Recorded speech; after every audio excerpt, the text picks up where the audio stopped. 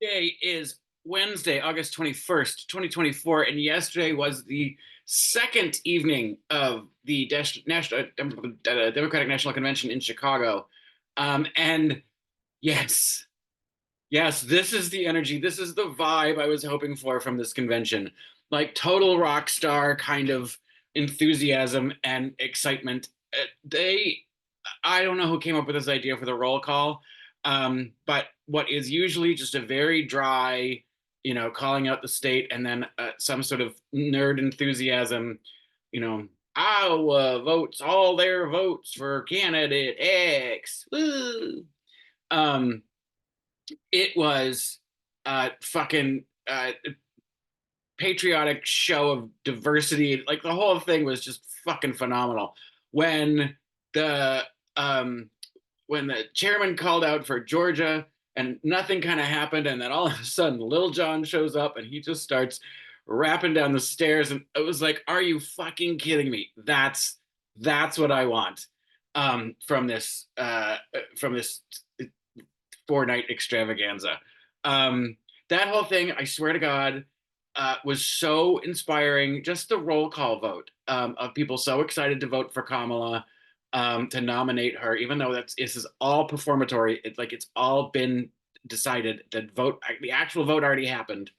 Um, and then I don't know why, but as soon as they started playing 9 to 5 for Tennessee, I just burst out into tears. Scared my dog.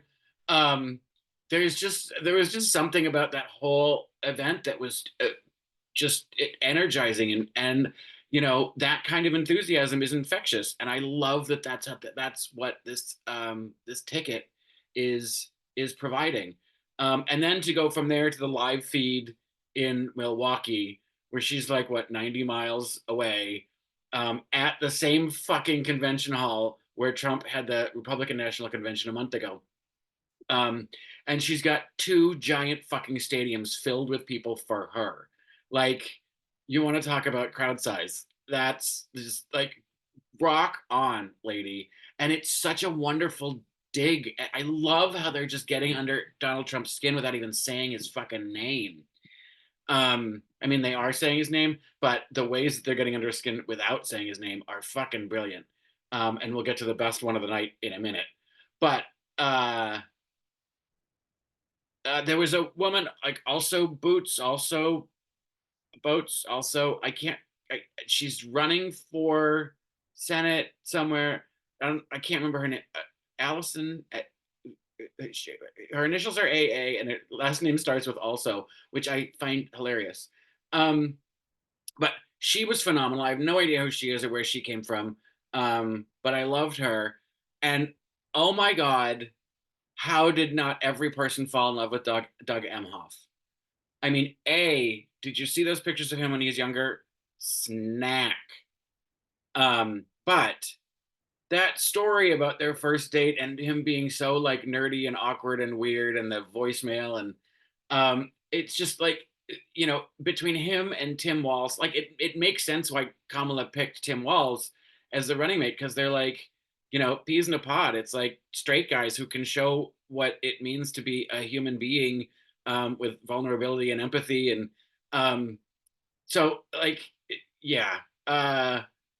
He was a surprise. I did not expect that sort of level of sort of comfortability with the whole thing, and the his sort of relaxed freedom in that arena. I thought was fantastic, and it seems that whole kind of vibe and energy is passed down into his whole family. Like, those kids seem super normal and like just like taking it in and doing the thing. It's like I love that kid's Cole. He's not a kid.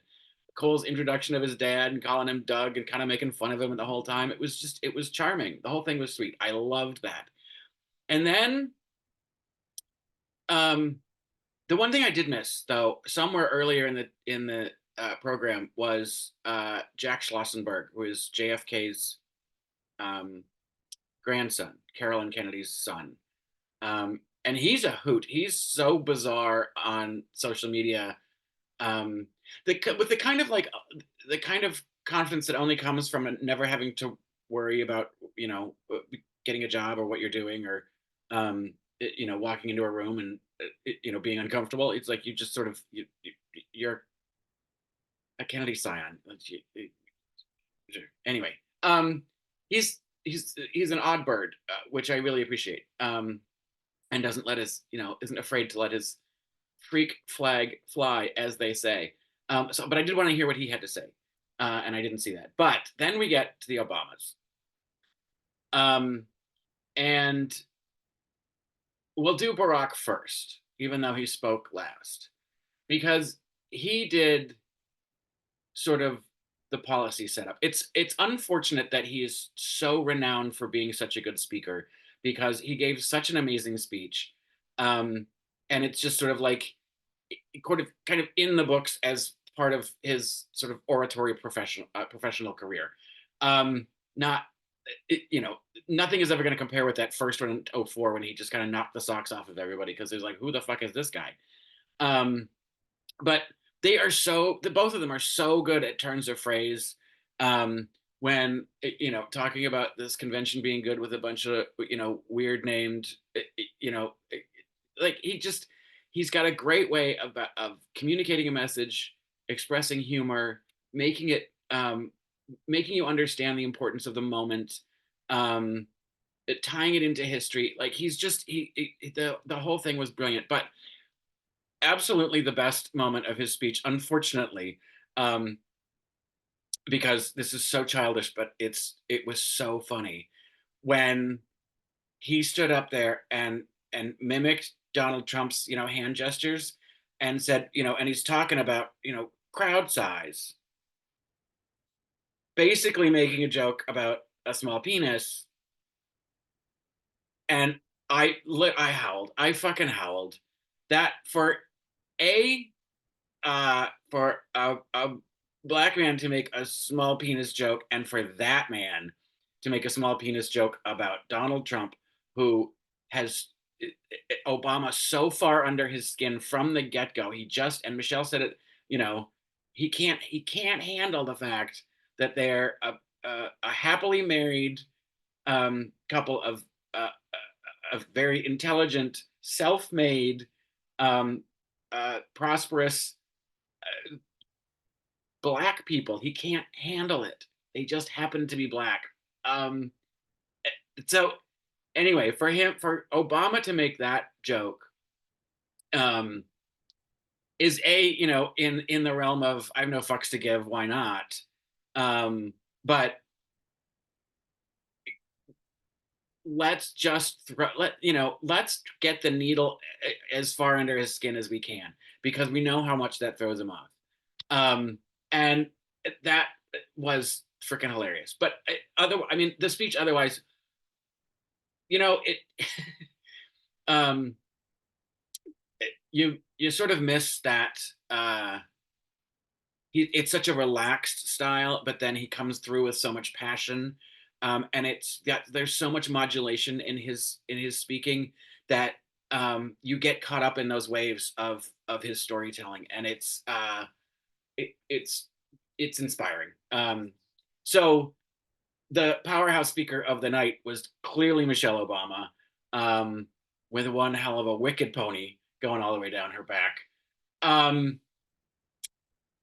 and again, the phrasing that she comes up with, that most of us don't have the luxury of failing forward, that we don't have the uh, affirmative action of generational wealth. There's so much in that sentence that's so great that when we see a mountain in front of us, we don't expect an escalator to ride us up to the top. Like, come on.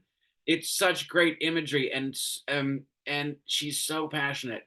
And the whole Michelle Obama of when they go low, we go high was out the window. She's like, fuck that shit. Do something. I think um, very specifically in her speech and in Hillary Clinton's speech, the sting of losing in 2016 when it felt like Hillary was such a shoe in and it was such um, a, a, like an out of nowhere um, loss that people just weren't expecting. Um, and I think the pain of that is still so fresh for them, and you could see it in her speech and in her speaking that we aren't anywhere near done. And like this feels great. This is a lot of fun, and but we've got 11 weeks and we got to get shit done. Don't let your eye off the ball. And I love that she's just like, yeah, these two seem great. Harrison Walls, we love them, but they're not perfect. So this is not the time for hand wringing. This is not the time for finger pointing and finger waving. This is, yep, here they are. These are our candidates. We got to get this fucking thing done. And don't be distracted by all of the other noise. I love that they called out the media. I love that they called it, both of them called out the media. They both called out um, the name calling, all the dirty tricks that are going to be tried. They didn't really get into the legal problems that we're going to run into when it comes to uh, actual election day and the ballots, because we are going to run into that.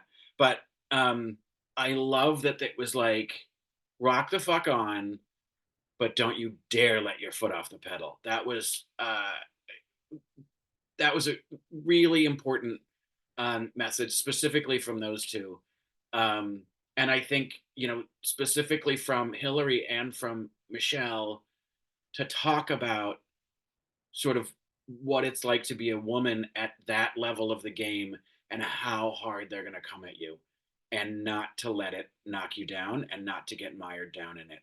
And I thought, Doug's speech said did a great setup for why Kamala is the right person at the moment, because she's not interested in that. She can see through it. She can tear it apart. Her prosecutorial background isn't going to let you get away with that crap. So I, yay for day two. Um, I'm not going to be able to watch day three live, so I'm going to have to watch it in the morning. But tonight, I think, is Bill Clinton, which I hope they rein him in as a limited amount. I don't think we really need to hear from him. There's a little too much problematic history with him. As much as I love Bill, uh, I'd like to keep his exposure limited. And then Pete Buttigieg has the keynote. I don't know how you top those speeches from last night. I don't think Pete will. I don't think we should expect that from him.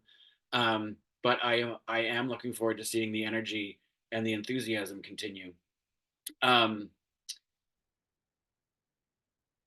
On a contrary note, there's footage from Trump's trip to Howell, Michigan, and somebody put in the comments that apparently he's going to several very well-known KKK states or cities in the Midwest, smaller towns in the Midwest.